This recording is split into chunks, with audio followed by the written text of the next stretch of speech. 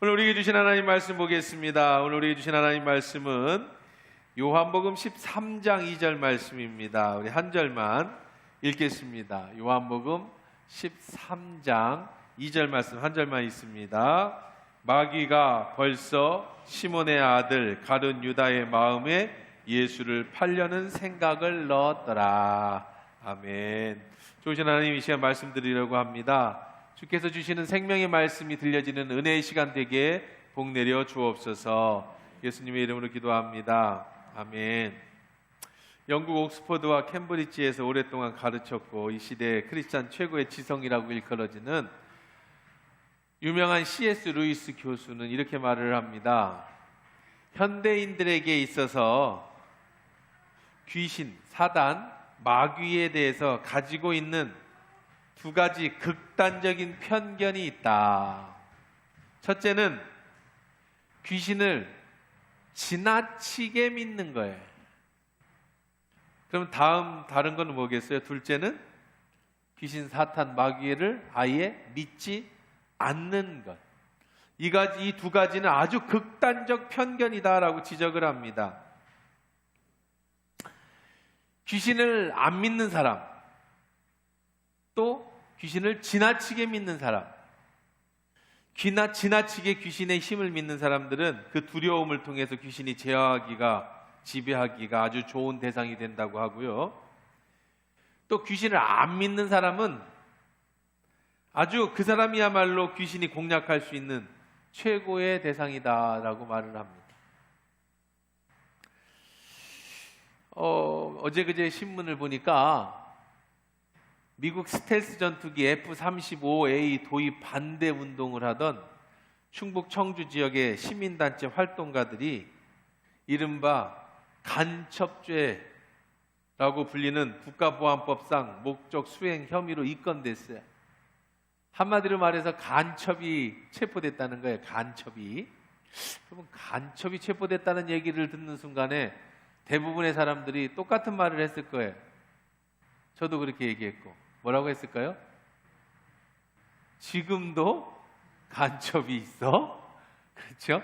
인터넷이 이렇게 발달하고 수없이 오고 가던 시절에 저희 어렸을 때는 진짜 간첩 많았죠. 간첩 잡으면 상금도 많이 줬고 간첩 선을 잡으면 그 당시에 1억을 줘. 지금이 한 10억 정도 되겠죠? 그 당시에 1억을 간첩 선을 5천만 원, 1억 막 그랬어요.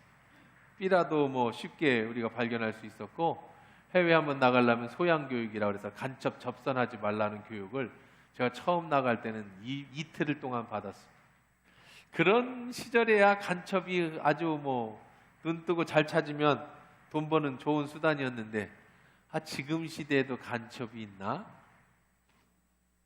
이들은 북한 문화교류부 공작원과 접촉해서 돈을 받고 그들의 지령을 따라서 F-35A 스텔스 전투기가 도입되는 걸 반대하는 혐의를 받고 있습니다.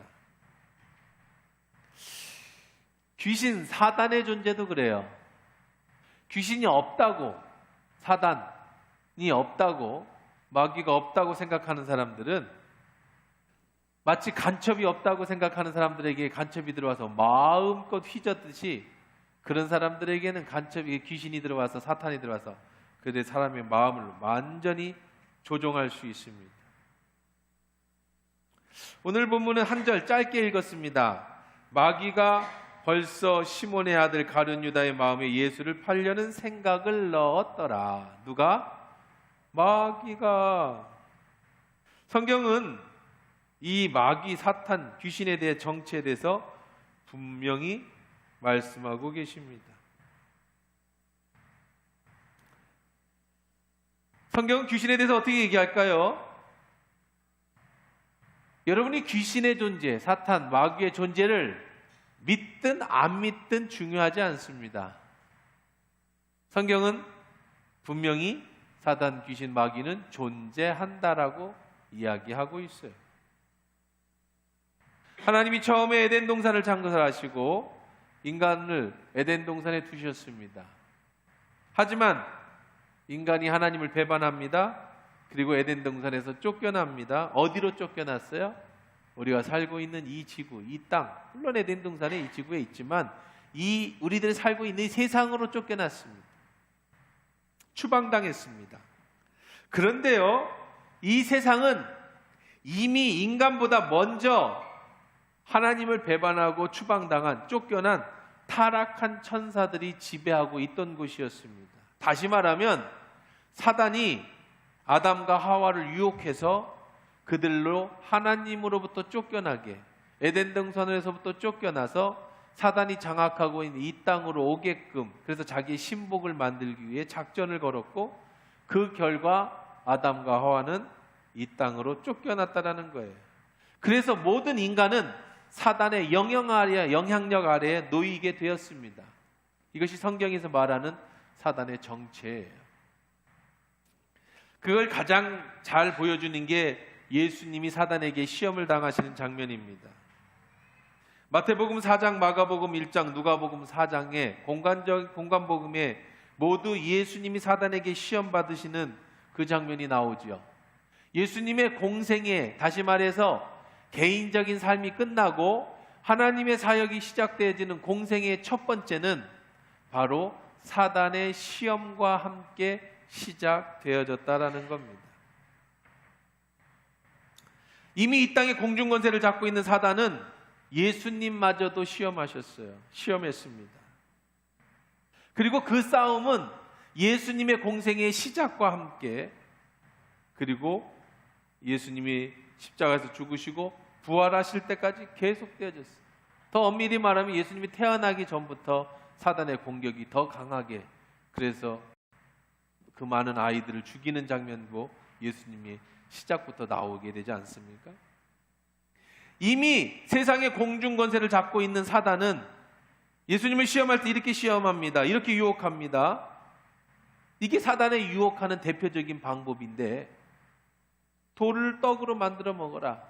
수단과 방법을 동원해서라도 네 배를 채워라. 네가 유익한 것이 유익한 거다. 그리고 높은 성전에서 성벽 위에서 뛰어내려라. 네가 죽지 않게 될 것이면 네가 하나님의 아들인 것을 만방의 한순간에 알려주는 계기가 될 것이다. 너의 명성을 이렇게 날려라. 그리고 마지막에는 내게 절 한 번만 해라. 그럼 내게 준 이 모든 권세, 내가 가지고 있는 이 땅에서의 모든 권세를 다 너에게 주겠다. 이것이 사단의 유혹이었죠. 예수님이 이 모든 것을 말씀으로 성령의 도움을 받아 다 물리치셨습니다. 이게 세상에서 사단이 하는 일이에요. 여러분이 인정하든 안 하든, 여러분이 사단과 귀신의 정체를 믿든 안 믿든 상관없이 사단은 그렇게 세상에서 역할을 하고 여러 가지 방법으로 하나님 나라를 무너뜨리고 있습니다. 어제 국제뉴스에서 여러분이 한 번쯤 들어봤을 만한 레이디 가가라고 하는 가수에 대한 뉴스가 나왔어요. 레이디 가가. 제가 참 관심 있는 가수입니다. 여가수인데요. 왜냐하면 20년 전에 한국에서 한참 이 사단이 문화를 공격한다라는 그런 강의가 많이 이루어졌던 때가 있었습니다. 그게 틀린 강의는 아니었고요. 그 중에 대표적으로 드는 여자 가수가 레이디 가가라는 여자예요. 그 여자의 공연을 보면 아주 그 다음에 사단, 뒤에 무용수들도 다 사단의 복장을 하고 나오고, 일부러 자기 어깨에 머리에 뿔을 달아서 사탄 숭배하는 것을 상징하고, 그리고 동성애를 찬성하고, 그리고 공연 중에 피를 뿌리고 사탄을 숭배한다 공개적으로 얘기하고, 또 노래 내용도 자신은 가룟 유다와 사랑에 빠졌다, 나는 회개할 수 없는 존재다, 그리고 동성애를 찬성해서 모든 사람은 소중하니 그들의 성에 대해서 왈가왈부하지 마라, 그것이 하나님의 뜻이다, 이런 이상하리만큼 한 그런 일들을 행하면서, 그때 한참 문화사역 하시는 분들이 레이디 가가를 예를 들어줬어요. 저 사람이 바로 사탄 숭배하는 대표다. 그럼 또 반대적으로 아니다라고 하는 그런 이야기도 많이 나오고 했었는데, 그렇게 이제 그 시대가 갔습니다. 그 사람도 늙었죠. 40대가 됐을 겁니다. 근데 이제 최근 인터뷰에서, 어제 뉴스에서 이런 얘기를 합니다.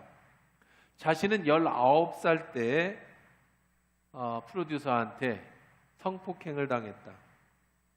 그때부터 정신적 문제가 있었는데 어떤 문제를 가지고 지금까지 사냐? 진짜 현실처럼 어디를 가든지 검은 구름이 나를 따라다니는데 항상 내 귀에 대고 너는 쓸모없는 아이다. 너는 죽어야 한다. 넌 더럽다. 그렇게 나를 조종해 왔다는 거예요. 그때마다 나는 비명을 질렀고 몸에 벽을 부딪혀서 수없이 고통 속에 살았다.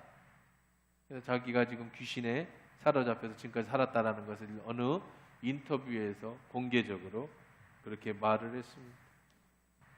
한동안 떠들썩하겠던 살인마 유영철 사건에서 유영철이 사람을 죽인 것에 대해서 아무 이유가 없어서 묻지마 살인이 그때부터 아주 사람들 귀에 다 들려지기 시작했죠. 그가 왜 사람을 죽였느냐? 나보다 잘 사는 사람들을 보면 다 분노심이 느꼈다는 거예요. 그리고 구체적으로 그렇게 얘기합니다. 누군가가 내 귀에다 대고 사람을 지적해주면서 저 사람을 죽여라 라고 얘기를 하면 그 사람을 죽였다는 거예요. 자기 애인과 비슷하게 생긴 사람, 직업이 비슷한 사람, 혹은 아무 이유 없이 죽여라 그러면 가서 사람을 죽였다라는 거예요. 이런 뉴스는요 매일 나옵니다. 어제 뉴스에서도 일본의 지하철에서 한 사람이 묻지마 범행으로 하루 흉기를 휘둘러서 한 여자가 중태에 빠지고 10여 명이 다쳤다라고 하는 국제뉴스에 나왔습니다. 경찰에 체포된 용의자는 36살의 남성이었는데 이 남성은 조사에서 이렇게 말했다고 하죠. 행복해 보이는 여성을 볼 때마다 죽이고 싶은 생각이 밀려왔다는 거예요. 참 두렵고 떨리는 시대에 살고 있습니다. 이런 뉴스요 얼마나 많은지 몰라요. 최근에 두 모녀가 벌거벗은 채 한겨울에 죽은 사건이 있었죠. 그래서 미스테리라서 막 사람들이 파헤쳤어요. 결국은 뭡니까? 이게 무당, 귀신, 거기 신내림 이런 게 관련이 돼가지고 한겨울에 무당 두 모녀가 자기 애가 신내림을 받기 싫어서 자기한테 오라고 둘이 그렇게 거기다 둘이 얼어 죽은 사건이 그 최근 지난 겨울에 있었던 이런 얘기는요 너무너무 많아요. 그러니 지금 시대가 얼마나 무섭고 떨리는 시대입니까? 사단은 사람들을 어떻게 지금 같은 시대에는요 어떤 정신적인 문제로 사람을 회방하고 상처를 줄지 이렇게 제멋대로 세상을 지배합니다. 우리는 이 세상에 사단의 지배 아래에 있기 때문에 그래요. 그럼 문제는 뭡니까? 안 믿는 사람들은 그런 세상의 지배하에 있다고 한다면 우리 믿는 사람들은 사단의 영향을 받지 않을까요? 아니면 어차피 사단이 이 세상을 장악하고 있으니까 우리는 그들의 영향을 받을 수밖에 없을까요? 문제는 우리 믿는 사람들이 어떻게 사단이 우리 믿는 사람에게 역할을 하느냐가 문제죠. 오늘 본문에 보니까 사단이 어떻게 믿는 사람들에게 역사하는지를 보여줍니다. 마귀가 벌써 시몬의 아들 가룟 유다의 마음에 예수를 팔려는 생각을 넣었다. 가룟 유다가 누굽니까? 예수님의 제자입니다. 예수님의 제자는 엄청 많아요. 근데 그 중에 수제자 12명입니다. 그들과 음식을 같이 먹고 같이 잠을 자고 같이 동거를 하며 전도 여행을 같이 다니셨습니다. 가룟 유다는 예수님을 따라다니면서 예수님이 만들어주신 오병이의 기적의 빵도 먹었고요. 나사로가 살아나는 장면도 보았고 수없이 귀신이 떠나가고 사탄이 어떻게 역사하는지를 다 보고 자란 사람입니다. 그렇게 3년을 예수님을 따라다녔습니다. 그런 가룟 유다가 어떻게 예수님을 팔 생각을 했을까요? 어떻게 그런 마음이 들었을 수 있었을까? 이거는 가룟 유다 마음에 사단이 들어갔기 때문에 가능한 거예요. 다시 말해서 제정신으로는 인간적인 상식으로는 기본 정신으로는 절대 자기 스승을 팔 수가 없어요. 그런데 그가 예수를 팔았다라는 건 가룟 유다가 제정신이 아니었다라는 거고 그거에 대한 근거 구절로 오늘 본문에 보니까 마귀가 시몬의 아들 가룟 유다 마음에 예수를 팔려는 생각을 넣었다라는 겁니다. 27절에는 더 구체적으로 말합니다. 조각을 받은 후 사탄이 그 속에 들어간지라 이에 예수께서 유다에게 이르시되 내가 하는 일을 속히 하라 하시니 사탄이 아예 그 속에 들어갔다. 오늘 이전에는 마귀가 마음의 생각을 넣었다라고 했는데 이제는 그것이 구체적으로 사탄이 그의 생각에 들어갔다라고 표현을 하죠.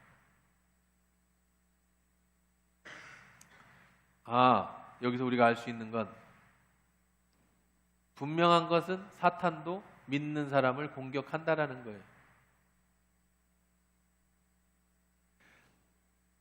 사탄은 세상 사람들은 당연하고 우리 믿는 사람들에게도 예수님의 제자인 가룟 유다에게 접근한 것처럼, 아니 예수님에게까지 접근한 것처럼 당연히 우리도 접근하고 우리를 넘어뜨리려고 한다는 거죠.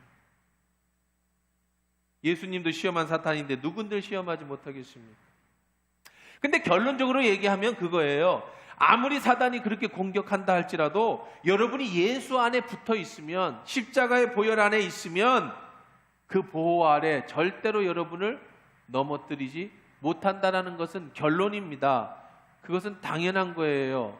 그런데 중요한 건 그거죠. 그렇지만 그렇다고 사단이 넋놓고 가만히 있지는 않는다라는 겁니다.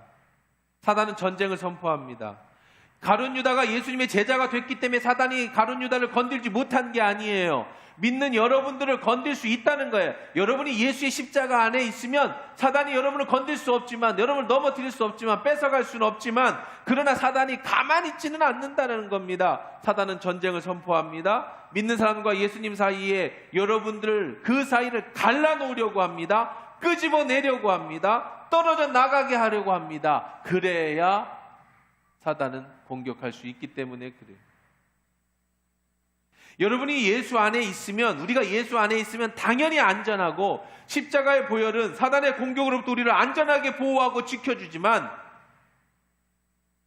여러분이 예수에게서 떨어져 나가면, 여러분이 교회에서 떨어져 나가면, 여러분과 예수님 사이가 갈라지면, 그때는 사단이 가룟 유다를 공격하듯이 그들을 사단이 아예 들어가서 장악하듯이 여러분 속에도 들어갈 수 있고 장악할 수 있다라는 사실이죠. 그래서 우리는 조심해야 됩니다. 베드로전서 5장 8절에 보면 근신하라, 깨어라, 너희 마귀 대적 마귀가 우는 사자와 같이 두루다니며 삼킬 자를 찾나니. 띄워줘봐. 2층에 다 있을 텐데. 2층 방송실 네, 놀지 말고 띄워줘봐. 2층. 네, 그렇지. 이거 눌러야지. 놀고 있어. 자, 근신하라, 깨어라, 너희 마귀 대적 마귀가 우는 사자같이 두루다니며 삼킬 자를 찾고 있다. 찾아다닌다라는 말씀에 주목하십시오. 아까 얘기한 것처럼 여러분이 십자가 안에 있고 예수 안에 있을 때 사단이 여러분을 확 덮치지는 못합니다. 절대 여러분들에게 사단이 역사하지 못합니다. 예수의 보호 아래 있을 때. 그러나 사단은 지금 찾고 있어요. 누구를 찾고 있어요? 삼킬 자를 찾고 있어요. 어떤 사람을 삼키려고 찾고 다닙니까? 예수님과 사이에서 떨어져 나간 그런 사람들을 찾고 있어요. 사단의 공격에 넘어올 자를 찾고 있습니다. 찾고 있다라는 표현. 사자가 왜 울고 있는지 모르겠어요. 자기 새끼를 잃어버렸는가요? 아니면 오랫동안 배가 고팠는가요? 화가 날 대로 났습니다. 울고 있을 정도로 화가 났습니다. 하나 걸리기만 하면 다 갈기갈기 찢어 죽일 기세입니다. 그렇게 찾고 있어요. 누구를? 하나님으로부터 떨어져 나간 사람을. 가룟 유다와 같은 사람을 찾고 있다는 거예요. 그런 사람을 노리고 있다는 겁니다. 그러면 사단은 우리를 어떻게 공격할까요? 어떻게 해서 그 사랑에서 끊어놓으려고 할까요? 사탄이 가장 먼저 해야 될 일이 바로 뭐겠어요? 예수님의 사랑과 보호에서 여러분을 분리시키는 일입니다. 이걸 안다면 사단을 이기는 법을 알 수 있어요. 핵심 중에 핵심은 사단이 우리와 예수님 사이를 갈라놓으려고 하니 절대로 우리는 예수 앞에 붙어 있어야 된다는 거예요. 살고 싶으면 붙어 있어야 돼요. 삼킴을 당하지 않으려면, 갈기갈기 찢어 죽지 않으려면 우리는 예수의 십자가 아래 그 보호하심에 붙어 있지 않으면 저 무서운 사자가 우는 사자와 같이 삼킬 자를 찾고 있다라는 거죠. 붙어 있어야 됩니다. 사단이 어떻게 공격할까요? 어떻게 떨어뜨려 놓으려고 할까요? 공격 루트를 알아야겠죠? 사단은 어떻게 여러분 하나님 사이를 분리시키려고 할까요? 사단의 공격 방법은 생각입니다. 여러분의 생각을 통해 사단이 틈탑니다. 여러분의 마음을 통해서 사단이 씨를 뿌려 놓습니다. 오늘 본문에서도 시몬의 아들 가룟 유다의 마음에 예수를 팔려는 생각을 넣었다 이렇게 말합니다. 시몬 아들 가룟 유다의 마음에 예수를 팔려는 시드 생각을 넣어놓았다라는 거예요. 사단이 가룟 유다를 확 뒤집어 씌운 게 아니에요. 마음의 생각을 넣어놓았습니다. 우리가 사단에 대해서 이해하면서 사단이 우리의 마음에 틈 못하도록 막아놓으면 절대로 사단은 공격할 수 없지만 여러분의 마음의 약한 부분이 사단의 공격을 받으면 누구나 다 넘어질 수 있는 가능성이 있다는 걸 인정해야 된다는 겁니다. 사단의 공격 루트는 여러분의 생각입니다. 마음입니다. 가룟 유다의 마음에 예수를 팔려는 생각을 넣었어요. 우리를 넘어뜨리는 사단의 공격의 시작은 생각에서부터예요. 마음에서부터. 잘 기억해 두시기 바랍니다. 사단은 여러분의 생각과 마음을 공격한다는 거예요. 예수님에 붙어있는 가장 좋은 방법은 여러분의 생각을 지켜야 돼요. 잠언서 4장 23절에 모든 지킬 만한 것 중에 더욱 내 마음을 지키라. 생명의 근원이 이에서 남이라. 쉽게 풀어서 살고 싶으면 네 마음을 지키라는 거예요. 더 강력하게 말하면 내 마음을 지키지 못하면 내 생명이 끊어질 수 있다는 거죠. 사단이 여러분과 예수님을 띄워놓는 가장 적극적인 방법이 또한 여러분의 생각이고 마음입니다. 어떤 생각일까요?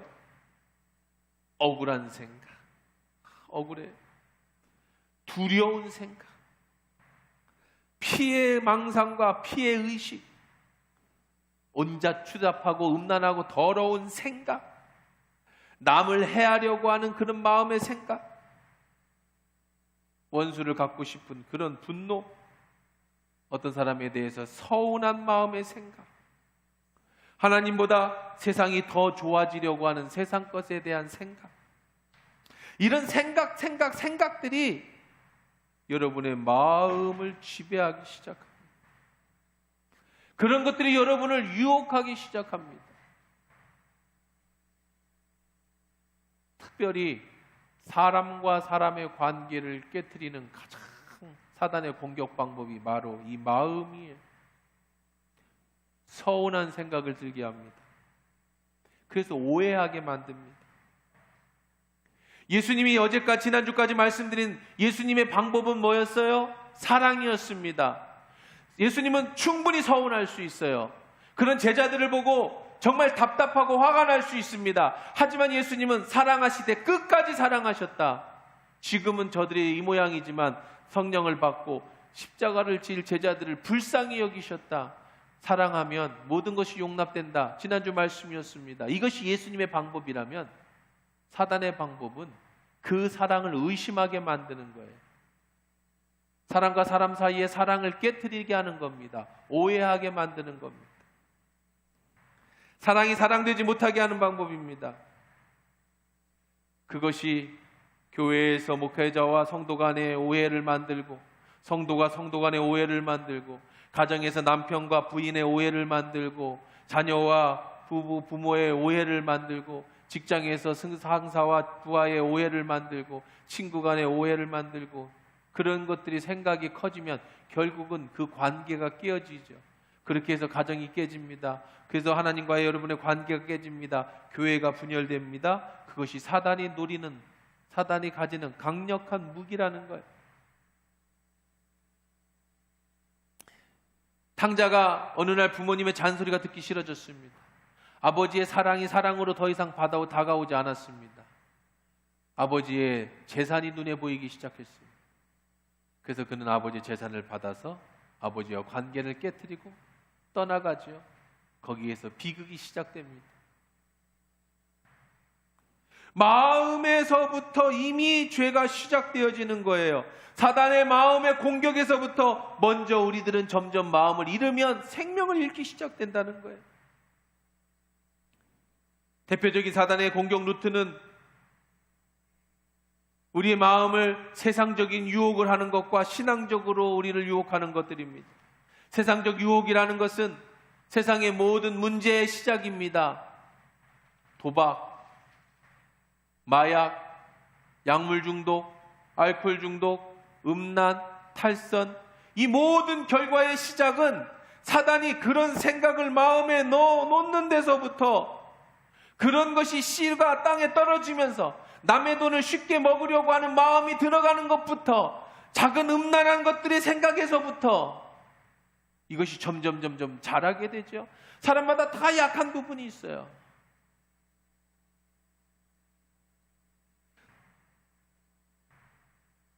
그 속에는 사단이 숨겨놓은 씨들이 있다는 거예요.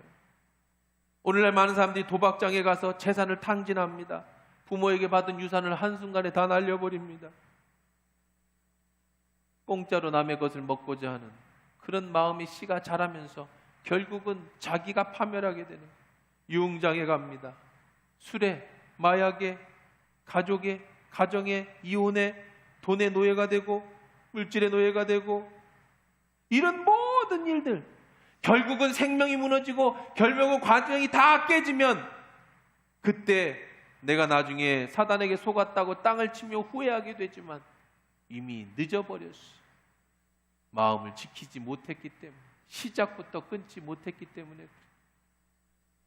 사단이 가룟 유다의 마음의 생각 속에 예수님을 통해서는 더 좋은 것이 나올 것이 없다는 생각을 넣어줬습니다. 사단이 넣었다라고 오늘 말씀에 표현하고 있어요. 왜 사단은 가룟 유다의 마음에 예수를 팔 생각을 넣었을까요? 가룟 유다는 물질적으로 약한 사람이었어요. 가룟 유다가 예수를 따라다닌 것도 다 물질 때문입니다.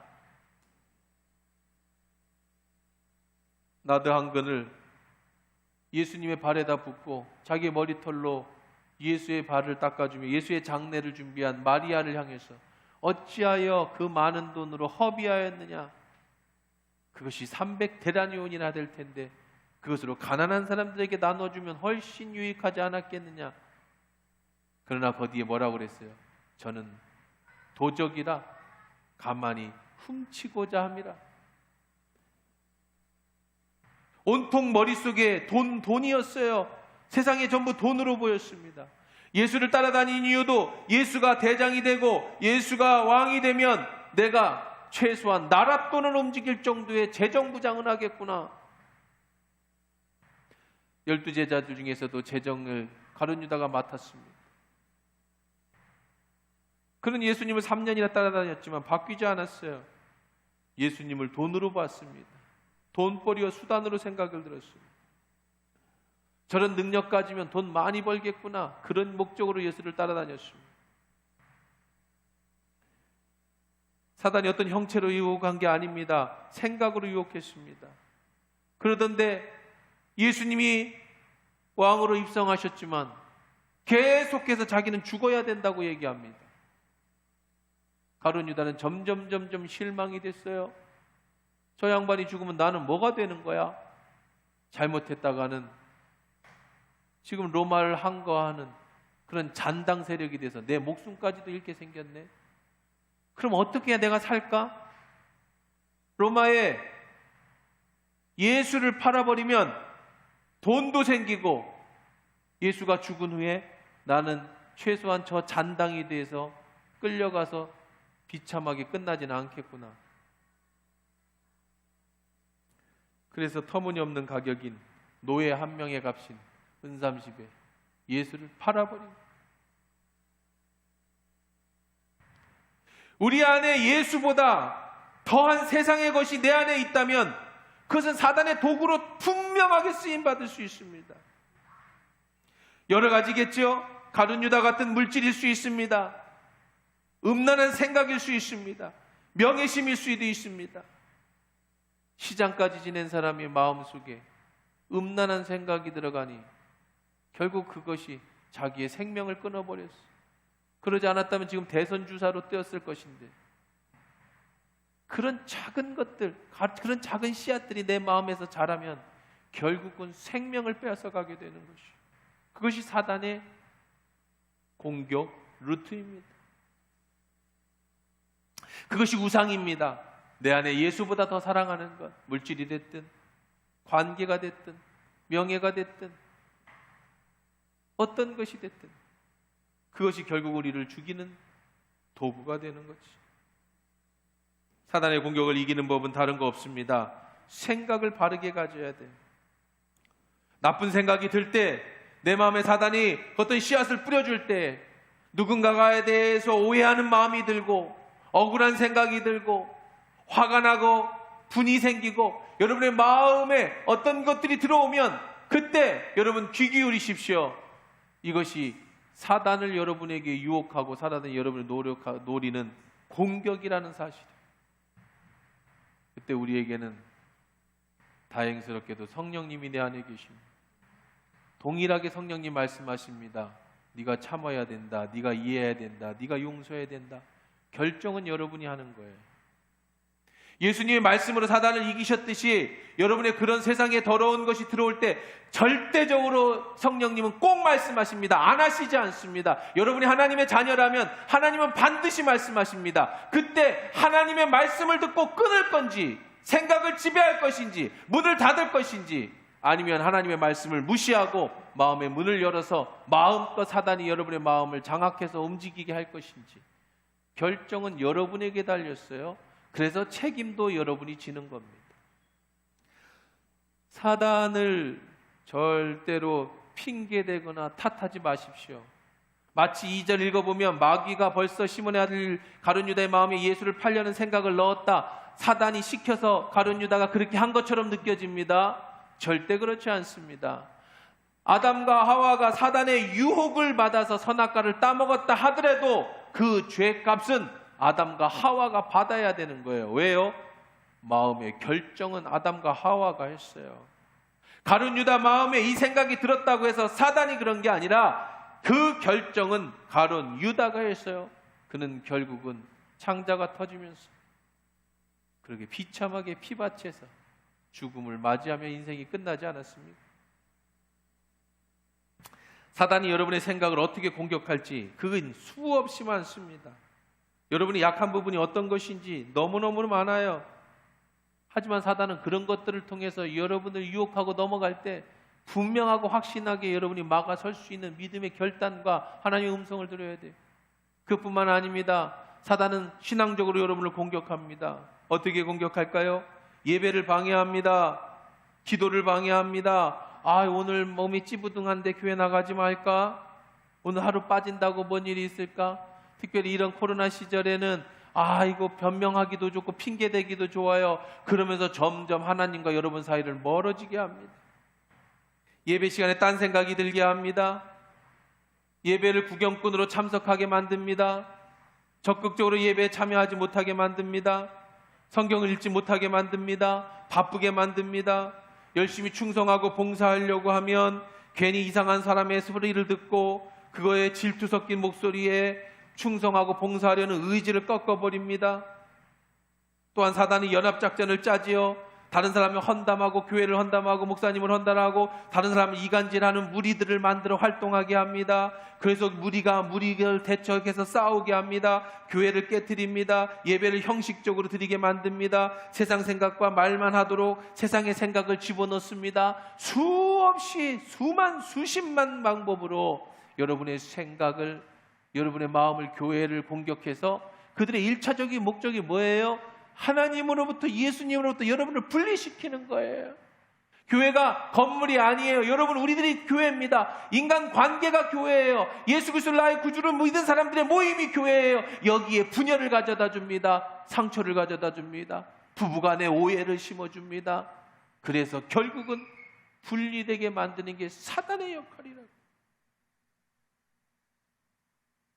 오늘 말씀 정리해 보십시다. 사단이 생각을 통해 공격하는 것은 이로 헤아릴 수 없지만 분명한 것은 우리의 생각을 통해 사단이 넘어뜨린다는 공격 루트가 분명히 알고 있기 때문에 우리는 그 공격 루트에서 사단이 우리를 공격할 때 이것이 사단의 공격이라는 걸 정확하게 인식하고 성령의 음성을 듣고 여러분이 평소에 가지고 있는 말씀으로 예수 그리스도를 이름으로 물리쳐서 여러분이 예수에게 붙어만 있으면, 십자가의 보혈을 의지만 하면 사단은 절대로 여러분을 해하거나 넘어뜨리지 못한다는 이 사실을 여러분 꼭 기억하기를 주의 이름으로 축원합니다.